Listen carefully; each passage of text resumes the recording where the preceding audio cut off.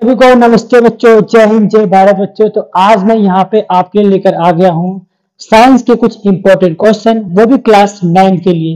हिंदी और इंग्लिश दोनों मीडियम में यहाँ पे आज हम करने वाले 10 मोस्ट इंपॉर्टेंट क्वेश्चन क्लास 9 से रिलेटेड जो होंगे, और बहुत इजी क्वेश्चन भी होंगे, और काफी ज्यादा इसके अंदर इंपॉर्टेंस ये है कि भाई ये क्वेश्चन जो है इसमें से आपके एग्जाम में पूछे जाते हैं और आ भी सकते हैं। तो चलिए यहाँ पे स्टार्ट करते हैं विदाउट टाइम वेस्ट। ठीक है, तो जैसे कि आप यहाँ पे देख सकते हो, यहाँ पे पहला क्वेश्चन ये है कि परमाणु संख्या को परिभाषित करें, इसे कैसे दर्शाया जाता है। यानी कि एटॉमिक नंबर की बात कर रहे हैं, तो परमाणु संख्या में बताने की क्या होता है। ठीक है, इसको हमें बताना होगा। तो जैसे कि आप देखोगे कि यहाँ पे क्या लिखा है, किसी परमाणु के प्रोटॉन की संख्या उसकी परमाणु संख्या निर्धारित करती है, इसे जेड से दर्शाया जाता है। यानी कि परमाणु संख्या मतलब एटॉमिक नंबर होता है। तो जैसे कि यहाँ पे लिखा है कि किसी परमाणु की प्रोटॉन की संख्या, जितनी उसके अंदर प्रोटॉन की संख्या होगी तो उतनी ही क्या होगा, वो हमारा क्या कहलाएगा, उसकी परमाणु संख्या निर्धारित करती है। यानी कि जितनी उसके अंदर प्रोटॉन होगा वही हमें चल जाएगा पता कि भाई वो क्या है, परमाणु संख्या है। जैसे कि अगर मैं बात करूं नाइट्रोजन, नाइट्रोजन की जो प्रोटॉन की संख्या 7 है, तो हम कह सकते हैं कि उसकी जो परमाणु संख्या वो भी कितनी होगी, 7 होगी। ठीक है, तो इसको इंग्लिश में भी समझ लेते हैं। यहाँ पे इंग्लिश में आता है तो इंग्लिश में भी आपको दिखाई देगा। इंग्लिश में यहाँ पे क्या है, define atomic number, how it is defined, denoted. ठीक है, तो यहाँ पे क्या लिखा है, number of proton of an atom. ठीक है, number of proton of an atoms determines at atomic number, it is denoted by Z. यानी कि नंबर ऑफ प्रोटॉन, जितने नंबर प्रोटॉन के होंगे वो हमारा क्या होगा, एटॉमिक नंबर होगा। और साथ ही उसे जेड से डिनोट करेंगे। किससे डिनोट करेंगे, जेड से डिनोट करेंगे। ठीक है, चलिए आगे बढ़ते हैं नेक्स्ट क्वेश्चन बच्चों। सेकंड क्वेश्चन यहाँ पे देखो क्या है, यहाँ पे अगर आप देखोगे सेकंड क्वेश्चन यहाँ पे लिखा है क्या, न्यूक्लियन क्या है। ठीक है, न्यूक्लियन क्या है, तो यहाँ पे लिखा है परमाणु के नाभिक में मौजूद प्रोटॉन और न्यूट्रॉन को न्यूक्लियस कहा जाता है। ठीक है, परमाणु का जो नाभिक होता है, नाभिक मतलब जो सेंटर होता है, उसके अंदर क्या होता है, उसके अंदर क्या होता है, प्रोटॉन होता है और न्यूट्रॉन होता है, उसी को न्यूक्लियन कहा जाता है। ठीक है, न्यूक्लियन कहा जाता है। चलो इंग्लिश में देख लेते हैं इसको, इंग्लिश में क्या है हमारा। ठीक है, तो यहाँ पे इंग्लिश में हमारा आता है व्हाट आर न्यूक्लियॉन्स। ठीक है, तो देखो यहाँ पे जैसे कि देख सकते हो, यहाँ पे लिखा हुआ है क्या, proton and neutron present in a nucleus of an atom are called nucleus. ठीक है, यानी कि परमाणु के अंदर, एटम के अंदर, बिल्कुल उसके सेंटर में, न्यूक्लियस के अंदर क्या पाया जाता है, क्या पाया जाता है बच्चों, प्रोटॉन और न्यूट्रॉन, उसी को हम क्या कहते हैं, न्यूक्लियस कहते हैं। ठीक है, चलिए यहाँ पे बढ़ते हैं नेक्स्ट थर्ड क्वेश्चन क्या हमारा। थर्ड क्वेश्चन बच्चों यहाँ पे आता है कि रदरफोर्ड के परमाणु मॉडल के बारे में बताना है। ठीक है, जैसे कि लिखा है रदरफोर्ड के परमाणु के नाभिक मॉडल की 3 मुख्य विशेषता बताइए। ठीक है, रदरफोर्ड ने एक्सपेरिमेंट किया था, क्या किया था, एक्सपेरिमेंट किया था। तो उसके नाभिक के जो एक्सपेरिमेंट किया था नाभिक के अंदर, नाभिक के बारे में, तो 3 एक्सपेरिमेंट हुए थे, वो बताना क्या क्या हो सकते थे। देखो यहाँ पे सिंपल सा हम यहाँ पे समझेंगे। तो यहाँ पे 3 एक्सपेरिमेंट जो उसने किए थे वो ये थे क्या, पहला रदरफोर्ड ने अल्फा कण प्रक्रिया का प्रयोग के आधार पर परमाणु का एक मॉडल प्रस्तावित किया था।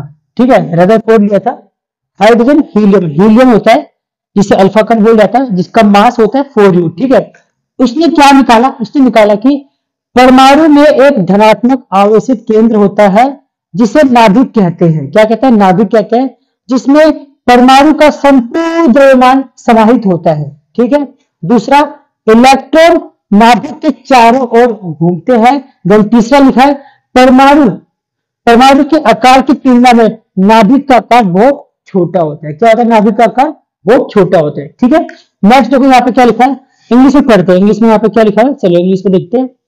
तो इंग्लिश में यहाँ पे हम आएगा अभी, तो देखो इंग्लिश में यहाँ पे क्या लिखा है, list 3 main feature of Rutherford nucleus model of an atom on the basis of alpha particle scattering experiment. Rutherford propose of model of the atom according to him. तो कौन से है, तो बच्चों यहाँ पे देखो, यहाँ पे आपको 2 दिखाई देंगे। ठीक है, तीसरा नहीं लिख पाया गलती से, तो तीसरा आपको बता देंगे। तो पहला क्या है, there is positively charge centre in atoms called the nucleus. यानी इसके सेंटर के अंदर पॉजिटिव चार्ज होता है which contain the whole mass of an atom, और ये पूरा एटम का पूरा मास उसी के अंदर प्रेजेंट होता है। ठीक है, देन सेकंड में क्या लिखा है, the electron revolve around the nucleus. ठीक है, देखो यहाँ पे जैसे देख सकते हो, the electron revolve around the nucleus, यानी न्यूक्लियस के चारों ओर क्या करते हैं, इलेक्ट्रॉन राउंड लगाते हैं, चक्कर लगाते हैं। तो देखो यहाँ पे थर्ड पॉइंट क्या लिखा है, परमाणु के आकार की तुलना में नाभिक का आकार बहुत छोटा होता है। यानी एटम का जो साइज होता है अगर उससे कंपेयर करें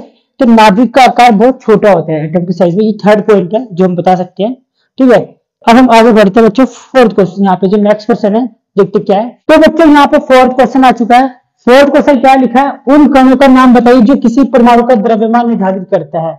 यानी कि name the particle which determine the mass of an atom. देखो सिंपल सा है, प्रोटॉन और न्यूट्रॉन। ठीक है, प्रोटॉन और न्यूट्रॉन ही पता करता है। क्या पता करता है, उन कणों के नाम बताइए जो किसी परमाणु का द्रव्यमान निर्धारित करता है। यानी द्रव्यमान में मास कैसे निकालते हैं, तो भाई मास निकालने का सिंपल सा फॉर्मूला होता है प्रोटॉन प्लस न्यूट्रॉन। तो सेम चीज यहाँ पे दे रखा है, तो इसका आंसर क्या होगा, प्रोटॉन प्लस न्यूट्रॉन होगा। फोर्थ क्वेश्चन हो गया है।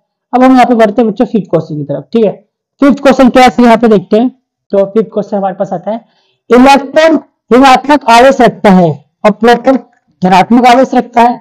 परमाणु में दोनों होते हैं, परमाणु में दोनों होते हैं, लेकिन आवेश क्यों नहीं होता। ठीक है, यानी कि इलेक्ट्रॉन जो है उसके अंदर माइनस का चार्ज होता है और जो प्रोटॉन होता है उसके अंदर पॉजिटिव चार्ज होता है। ठीक है, और परमाणु में दोनों होते हैं लेकिन आवेश क्यों नहीं होता। इलेक्ट्रॉन और प्रोटॉन के ऋणात्मक और धनात्मक आवेश जो क्रमशः परिमाण में बराबर होते हैं। क्या होते हैं, परिमाण में बराबर होते हैं, इसलिए परमाणु समग्र रूप से विद्युत रूप से उदासीन होता है। बच्चों देखो सिंपल सी बात है, जब दो चीजें आपस में बराबर रहती है तो कोई रिएक्शन नहीं होता, उदासीन न्यूट्रल हो जाता है। जैसे कि एसिड प्लस बेस क्या होता है, सोल्ट प्लस वाटर बनता है, जो किसी काम का भी होता है वो बिल्कुल यूजलेस हो जाता है। जब सोल्ट बनता है उससे वो यूजलेस हो जाता है, किसी के साथ रिएक्ट नहीं करेगा क्योंकि एसिड ने पहले बेस के साथ रिएक्ट कर लिया है।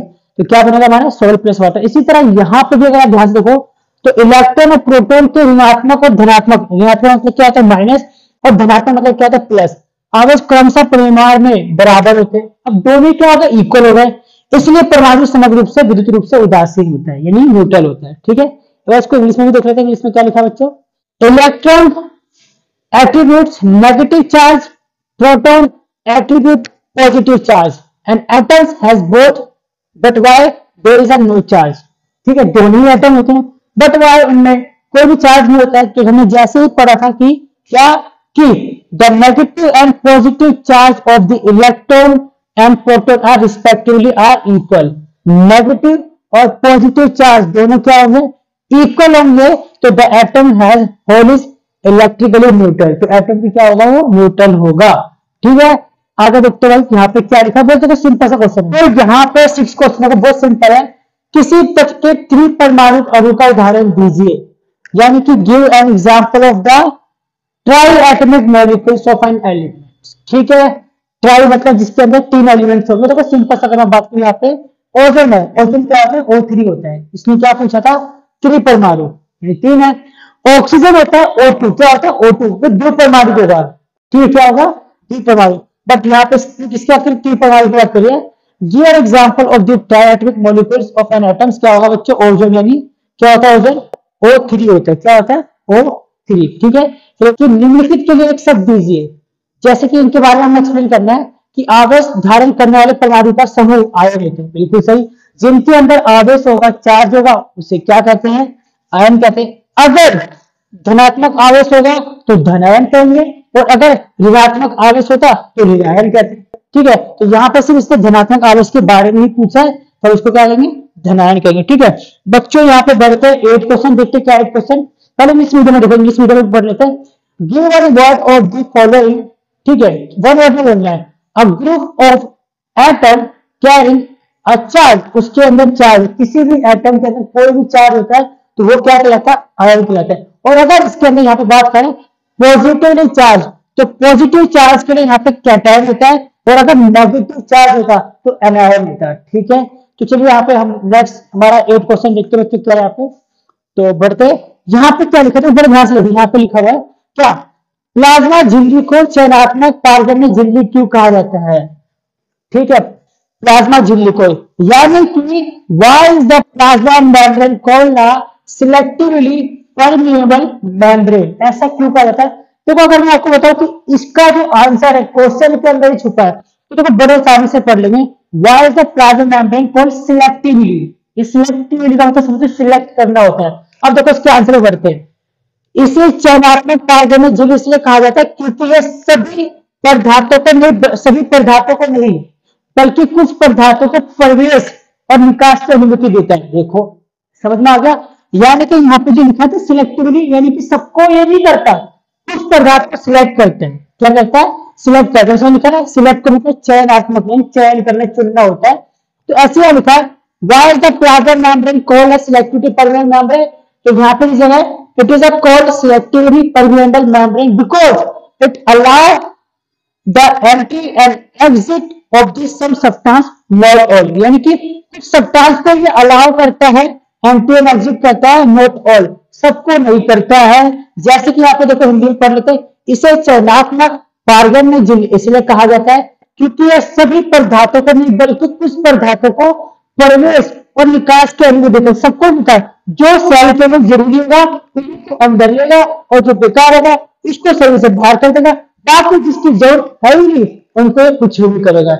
इसीलिए भी सिलेक्ट करके करता है, इसीलिए इसको हम बोलते हैं सिलेक्टिवली परमेबल मेम्ब्रेन। ठीक है, चलिए आप बच्चे बढ़ते हैं नेक्स्ट क्वेश्चन। नेक्स्ट क्वेश्चन देखो क्या है यहाँ पे, कोशिका झिल्ली बनाने वाले लिपिड और प्रोटीन कहाँ संश्लेषित होते हैं? तो आंसर क्या है? लिपिड और प्रोटीन हमेशा ईआर में ही संश्लेषित होते हैं। ईआर की फुल फॉर्म क्या है? Endoplasmic reticulum. क्या होता है? Endoplasmic reticulum. ईआर बच्चों दो टाइप के होते हैं, अगर आपने पढ़ा होगा एसईआर, आरईआर। एसईआर मतलब स्मूथ एंडोप्लाज्मिक रेटिकुलम और आरईआर मतलब क्या होता है? Rough endoplasmic reticulum. ठीक है बच्चों, तो चलिए यहाँ पे देखते हैं अगला, इसकी हम इंग्लिश वर्जन देख लेते हैं। इंग्लिश वर्जन में क्या लिखा हुआ है यहाँ पे? तो यहाँ पे लिखा हुआ है why do the lipid and protein constituting the cell membrane get synthesised. ठीक है, तो कहाँ पे सिंथेसाइज होता है बच्चों? तो lipid and protein are synthesised in ER. कहाँ बनता है? ईआर में बनता है। तो लिपिड कहाँ बनता है बच्चों? लिपिड एंड प्रोटीन कहाँ बनता है? ईआर बनता है, एंडोप्लाज्मिक रेटिकुलम में। ठीक है, 10 क्वेश्चन देखो बच्चों, 10 क्वेश्चन बहुत अच्छा क्वेश्चन है। हृदय की मांसपेशियों की 3 विशेषता बताइए। हृदय की जो मांसपेशियां उनकी 3 विशेषता बतानी होती है, जो हमारे हृदय की मांसपेशियां है। तो देखो पहला यहाँ पे क्या लिखा है? हृदय की मांसपेशियों की विशेषता यह है कि पहला हृदय की मांसपेशियां बेलनाकार होती है, शाखित होती है और एक केंद्रक वाली होती है। देखो सिंपल सा है, हृदय की जो मांसपेशियां कैसी होती है बच्चों? देखो यहाँ पर कैसे लिखा है? बेलनाकार होती है, शाखित होती है और एक केंद्रक वाली होती है। ठीक है, दूसरा है ये रेखित मांसपेशी तंतु होते हैं। क्या होता है? रेखित होता है। तीसरा है वे अनैच्छिक मांसपेशियां है जिन्हें हमारे द्वारा नियंत्रण नहीं किया जाता। देखो सिंपल सा यहाँ पे लिखा है अनैच्छिक। दो तरह के होते हैं, एक होता है ऐच्छिक, दूसरा होता है अनैच्छिक। अनैच्छिक वो एक्टिविटी होती है जो हमारे अपने बस में नहीं होता, और ऐच्छिक वो एक्टिविटी जिसे हम कंट्रोल कर सकते हैं। जैसे मैं छोटा सा एग्जाम्पल लूं कि अगर इस समय मैं कोई चीज, जैसे मान लो डस्टर, इसको मैं उठा रहा हूं तो अपनी मर्जी से उठा रहा हूं, तो ये क्या लाएगा? वॉलंटरी यानी ऐच्छिक। और जिसको अपनी मर्जी से नहीं उठाते हैं, जिसको जो कार्य हमारी बॉडी में या कहीं भी अपनी मर्जी से नहीं होता, उसे अनैच्छिक कहते हैं। जैसे कि हमारा हार्ट वो कंटिन्यू क्या करता है? बीट करता रहता है, तो इसका मतलब वो क्या हुआ?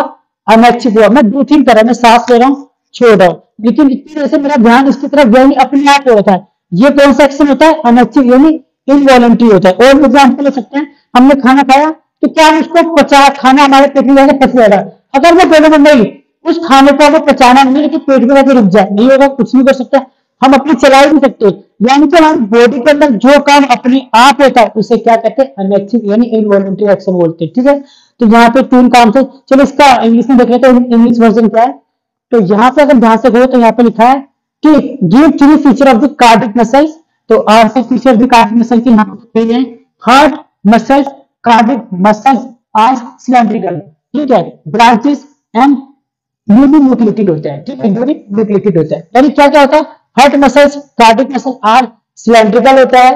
कैसा होता है? सिलेंड्रिकल होता है, ब्रांचेस होता है एंड यूनिन्यूक्लिएटेड होता है। ठीक है, दूसरा क्या है? They are striated muscles fibre, they are striated muscles fibre होता है। एंड देन थर्ड क्या लिखा है? They are involuntary muscles can not be controlled by us. ये क्या होता है? इनवॉलंटरी मसल्स होता है और हमारे कंट्रोल में इसका कुछ भी नहीं होता। तो आई होप बच्चों आपको समझ में आ चुके हैं 10 मोस्ट इंपोर्टेंट क्वेश्चन, जिसमें से काफी चांस है आपके एग्जाम में आने के लिए। बच्चों अगर आप चाहते हैं किसी और भी सब्जेक्ट पे या किसी और भी टॉपिक पे वीडियो, तो आपको जाना है और कमेंट कर देना है, ताकि आपको जो नई वीडियो है तुरंत मिलती रहे, अपडेट होती रहे। ठीक है बच्चों, जय हिंद, जय भारत।